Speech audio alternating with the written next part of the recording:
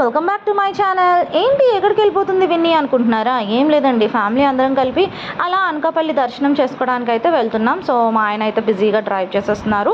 And finally మేమైతే temple దగ్గరికి reach అయిపోయాం. సో ఎండ అయితే మామూలుగా లేదు, మండిపోతుంది. బట్ ఓకే, అమ్మవారికి పసుపు కుంకుమ అలానే శారీ కూడా పట్టుకొని నేను మా మమ్మీ అయితే ముందుకైతే వెళ్ళిపోయాం. ఇక్కడ టాయ్ సెక్షన్ అయితే చాలా ఎక్కువ ఉంది. సో నా కూతురు ఇక్కడే పేచి పెట్టడం స్టార్ట్ చేస్తుంది అనమాట, బొమ్మలు కావాలని. బట్ ఇట్స్ ఓకే, అటు నుంచి వచ్చిన తర్వాత తీసుకుందామని అలా వెళ్ళాం అనమాట. బట్ జనాలు అయితే మామూలుగా లేరు, ఎండకు తగ్గట్టుగా జనాలు కూడా అలానే ఉన్నారు. బట్ ఏం చేసామంటే ఫ్రీ దర్శనంలో వెళ్తే చాలా టైం పట్టేస్తుందని 50 రూపీస్ పెట్టి దర్శనం టికెట్ తీసుకొని వెళ్ళిపోయాం. చాలా ఈజీగా వెళ్ళిపోయాం. సో దర్శనం అయితే చాలా బాగా కంప్లీట్ అయింది.